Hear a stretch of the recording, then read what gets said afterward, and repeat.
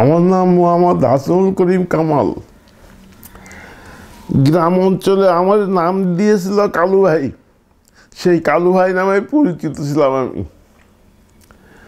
1971 সালে আমার আব্বারে মেরেছিল পাঞ্জাবিরা। এই ক্ষোভে পড়ে আমি যুদ্ধে চলে গিয়েছিলাম। তো এখান থেকে নিয়ে গেছিলাম ইসমাইলের সঙ্গে করে নিয়ে গিয়েছিলাম আমি, যে ভারতে গেলাম। গেলে রবুল আলম আমার বললো যুদ্ধে যাওয়া লাগবে। বললাম আমি যাওয়ার জন্য নিয়ে এসছি। তো আমারে নিয়ে গেল লোয়ার হাফলংয়ে। লোয়ার হাফলং ভারতে। ওখানে আমাদের ট্রেনিং এসেছিল। 45 দিনের ট্রেনিংয়ে হওয়ার পরে আমি একেবারে সোজা এসে আমাদের পাঠাই দিয়েছিল রংপুরে। তাই বললাম যে আমি রংপুরে যাবো না, আমি কিছু চিনি রাস্তাঘাট চিনি, আমি যশোরে যাব। তো আমাদের যশোরে পাঠাই দেওয়া হলে আমি সোজা যশোরে চলে আসি। এসে এখানে প্রথমে হাসিমপুর আক্রমণ করে বসি। এই আক্রমণে ইসালির লতিফ ছিল,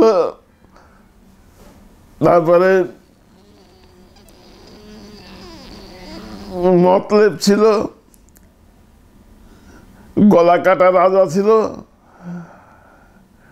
আরো নাম মনে নেই, অনেকেই ছিল। এবং আমরা ওখান থেকে জয়ী হয়ে চলে আসি ইনশাল্লাহ, আল্লাহর রহমতে। দ্বিতীয়বার 7 মাইল বাজারে আমি আক্রমণ করে বসলাম।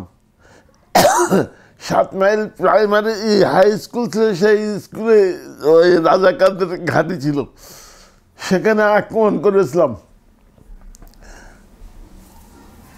সে সব থেকে বড় একটা যুদ্ধ ছিল। এখানে সালতা, এনাদপুর, দিঘের পাড়, এই এলাকা দিয়ে হয়েছিল একটা যুদ্ধ। তাদের 45 জন খান সেনা মারা গিয়েছিল, আর আমাদের দুইজন মারা গিয়েছিল, আর 3 জন আহত হয়েছিল।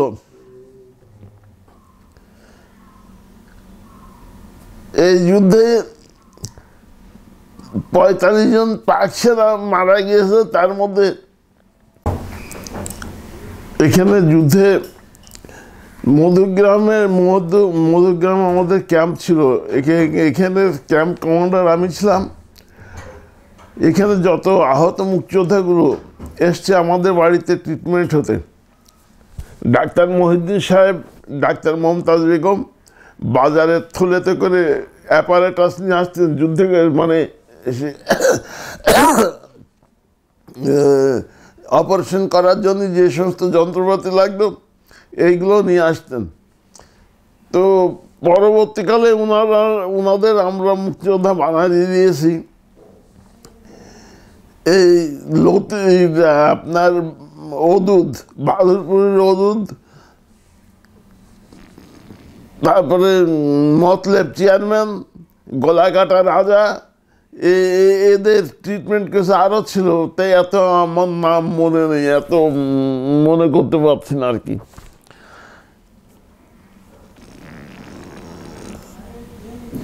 যুদ্ধকালীন যেসব স্মৃতি আপনার যুদ্ধের ক্ষেত্রে,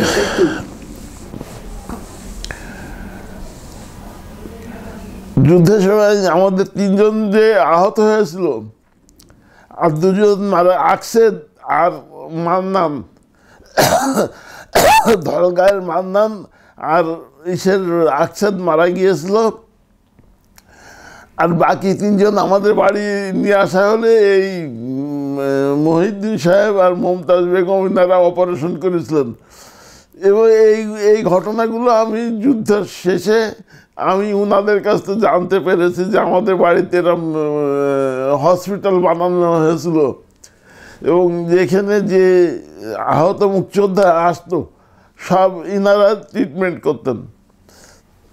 এই মধুগ্রামে যেখানে যুদ্ধ হয়েছিল, 45 জন খান মারা গেছিল, ওখানকার লাশ, মান্নান আর আকসেদের লাশ আমি নিজে কাঁধে করে নিয়ে এসেছি। আমার মাজায় বান্ধা ছিল গামছা আর পিঠে ওদের নিয়ে এসছি, এবং আমার সঙ্গে লোকজন যারা ছিল তারাও ধরাধরি করে নিয়ে এসেছিলাম। নিয়ে এসে মাটি দিয়েছি ওখানে, গ্রামের লোকদের কাছে বললাম যে এরা মারা গেছে, এদের কাফনের ব্যবস্থা করেন, তা ওনারাই ব্যবস্থা করেছিলাম। ছোট একটা ঘটনা বলি।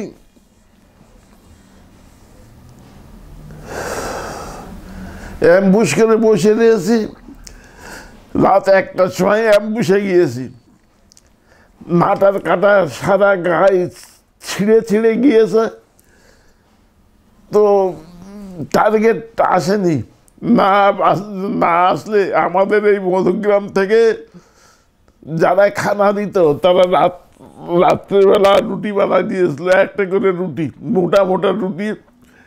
সেই রুটি মাজায় কলার পাতা করে পেঁচায় বেঁধে নিয়ে আমরা গিয়েছিলাম। 11 জন ছিলাম, তার অনেকেরই নাম আমার এখন মনে নেই।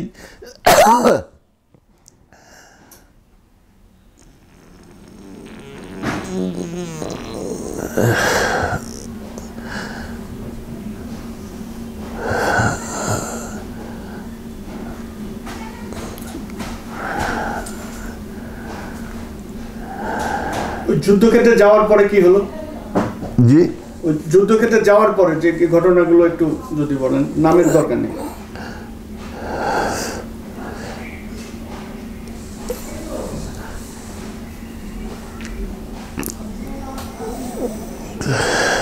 বলতে গেলে তো কান্না আসে, 2 চোখ দিয়ে পানি পড়তে থাকে।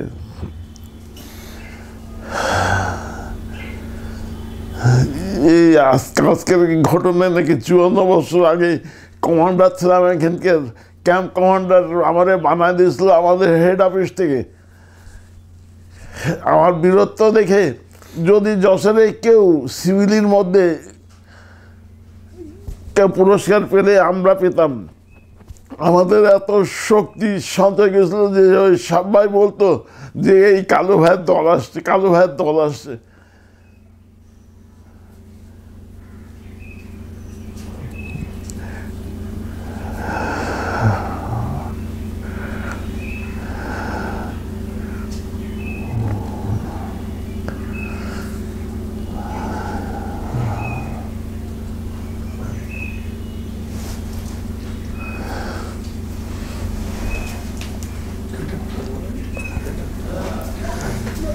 যুদ্ধে আপনার একটা অপারেশন কিভাবে শুরু হয়েছিল এটা বলতে পারবেন না? হ্যাঁ, রাত তখন 3টে বাজে, সেন্ট্রি দিয়েছিল মাসুদ, সেন্ট্রি ছিল মাসুদ আর মনি, এই 2 জনের 7 মাইল বাজার ওখানে সেন্ট্রি দেওয়া হয়েছিল। 7 গাড়ি আর্মি ঢুকেছে, অমনি ওরা আমাদের এসে খবর দিল।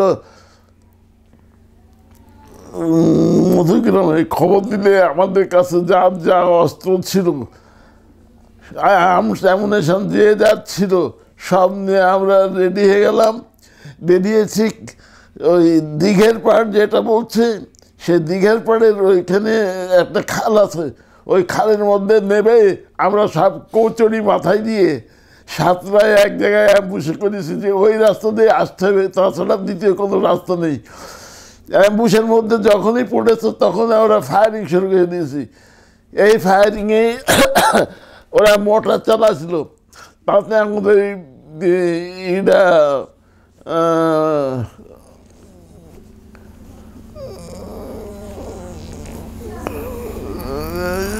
এই মোটরের আঘাতে ইটা মারা গিয়েছিল।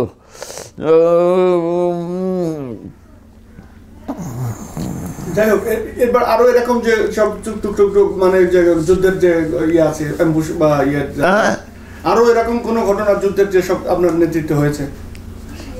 হাসিমপুরের এই যুদ্ধটা কোথায় হয়েছিল? না, হাসিমপুরের যে যুদ্ধটা হয়েছে ওটা একটু ও কিভাবে হয়েছিল? হাসিমপুরে রাত 2টোর সময় আমরা রওনা দিলাম, দিয়ে হাসিমপুরে পৌঁছে 3-5টা ঘিরেছিলাম।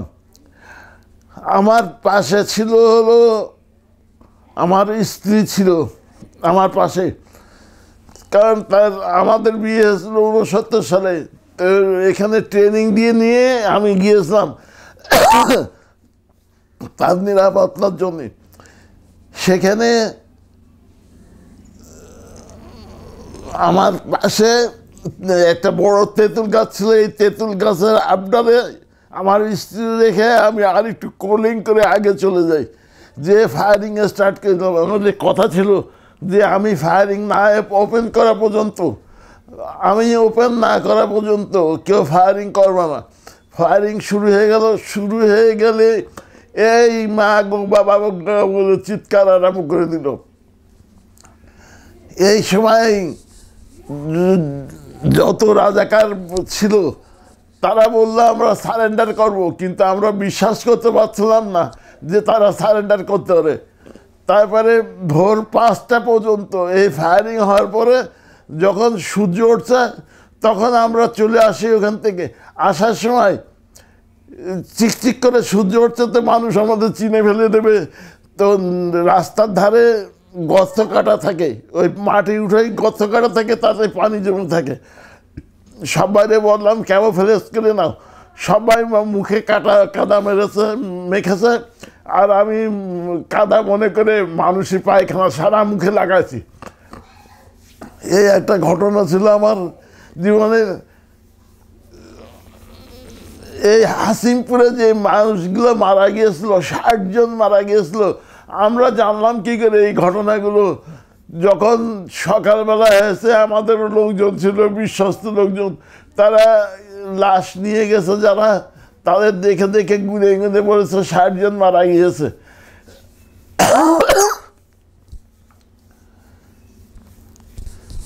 এরকম আরো কোনো যুদ্ধের স্মৃতি?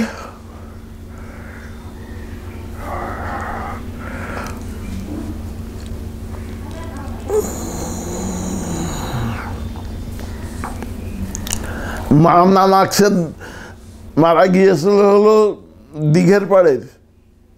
ওই মামনানা রাকসাদরে আমি কান্দে করে নিয়ে এসেছিলাম না মামনারে, আর 5-7 জন নিয়ে এসেছিল আকসেদরে।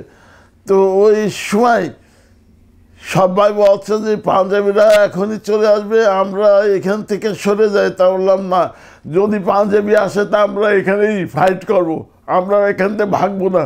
আমরা ভেঙে গেলে ওরা সাহস পেয়ে যাবে। তো আমরা সেখানে ওই এই জায়গাটা হলো দীঘার পাড় বলেই শ্যামনগর, সালতা, এনায়তপুর, কাশিমপুরের অধীনেই পড়ে এইগুলো।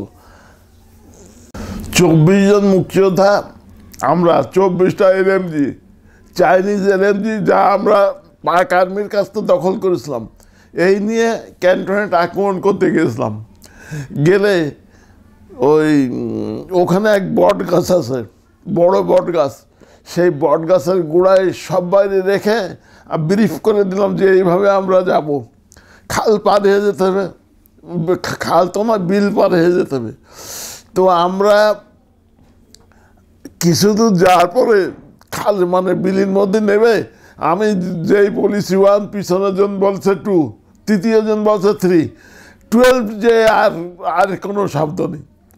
তখন সবাই বলছে কালু ভাই চলেন ফিরে যায় আজকে। তাই বললাম দেখো, বাঘের খাঁচায় যখন পা দিয়েছি তখন এখান থেকে আর ফেরবো না, তোমরা সবাই চলো, আমি একা যদি যেতে হয় তো আমি একা যাবো। তো আমরা এই 12 জন গিয়েছিলাম, গিয়ে আপনার নাম ছিল একজন পুলিশ অফিসার, তাদের উদ্ধার করে নিয়ে এসেছিলাম। হেনা নামে একজন এয়ারফোর্সের পাইলট ছিলেন, তারে উদ্ধার করে নিয়ে এসেছিলাম। এরকম 3 জনের নিয়ে এসেছিলাম উদ্ধার করে, আর অস্ত্রপাতি যা পেয়েছিলাম তা নিয়ে এসেছিলাম সঙ্গ করে, কারণ অস্ত্র তার বেশি নিয়ে আসা যায় না, গুলি যা নিয়ে আসা যায়। এই যুদ্ধটা এই জন্যে আমার কাছে খুব ভালো লাগে যে আমার মতন একটা ছেলে এই এত বড় রিস্ক নিয়েছিল। হাসিমপুরের যুদ্ধে মুজাহার আলী লতিফ, তারপরে ওর নাম কি, মতলেব, গুলিখা মতলেব, রাজা, এরা কিরাম ছিল শুনবেন।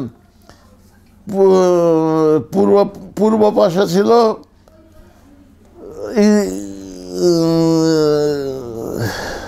মুজার আলীর দলরা ছিল পূর্ব পাশে, পশ্চিম পাশে ছিল গলাকাটা রাজা নজরুল, চাকলাদার নজরুল, আর দক্ষিণ পাশে আমরা ছিলাম, আর উত্তর পাশ খালি রেখেছিলাম। ও পাশে বিল ছিল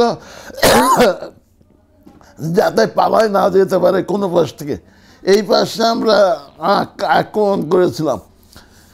তবে এই যুদ্ধের সাথ থেকে আমাদের ক্ষতিগ্রস্ত খুব বেশি হয়েছিল না, কিন্তু ওরা একটা ভালো শিক্ষা পেয়েছিল।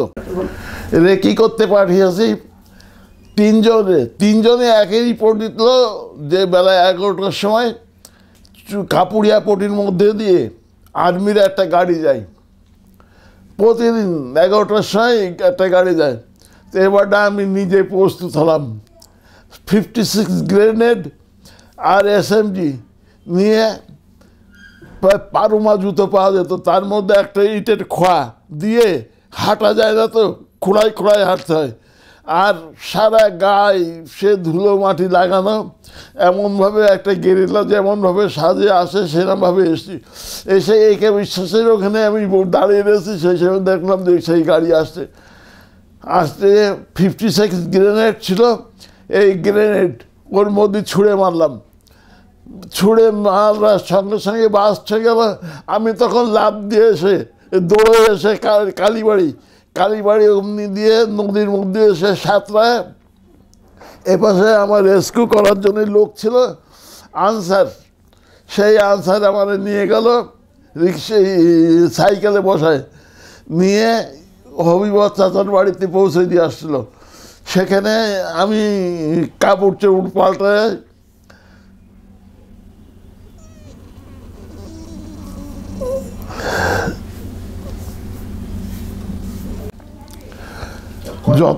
যত অস্ত্র আমরা রিকভারি করেছিলাম সব আমাদের বাড়িতে রাখা হতো। আবার একটা ঘর খালি করে দিয়ে সেখানে সমস্ত অস্ত্র রাখা হতো। তো এইসব এই আমাদের বাড়িটা মুক্তিযোদ্ধাদের একটা ঘাটেই ছিল বলতে গেলে চলে, কারণ ছোটোখাটো যে অস্ত্র ছিল তাতে এক সপ্তাহ আর্মিরা ঠেকায় রাখা যেত, এই এত অস্ত্র ছিল। এবং কিন্তু জমা দেওয়ার সময় কতগুলো অস্ত্র জমা দিয়েছিলেন? হ্যাঁ, জমা দেওয়ার সময় কত অস্ত্র জমা দিয়েছিলেন? 2 ট্রাক অস্ত্র। 2 ট্রাক অস্ত্র জমা দিয়েছিলাম ঢাকায়। আপনার এই এলাকাটা কেমন ছিল? এই এলাকাটা তখন এই বাড়ি, আপনাদের বাড়ির পজিশন আশেপাশে লোকজন ছিল না, তো ছিল সেই সময় লোকজন ছিল না। আপনার বাড়ি কি তখন রাজাকাররা বা আর্মিরা কোনো ইয়ে করছিল? এসছিল, কিন্তু আমাদের এখানে মিস্ত্রি ছিল বিহারি, লেদ মিস্ত্রি ছিল বিহারি।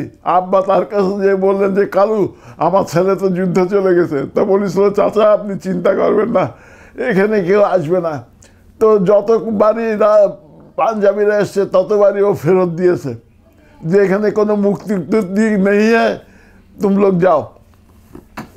আপনার বাড়ি কি পোড়াই দিয়েছিল কখনো? হ্যাঁ, পোড়াই দিয়েছে। ওটা কি আপনার মনে আছে না আপনি শুনেছেন? হ্যাঁ, ওই ঘটনার সময় কি আপনি ছিলেন না শুনেছেন? না, আমি শুনেছি।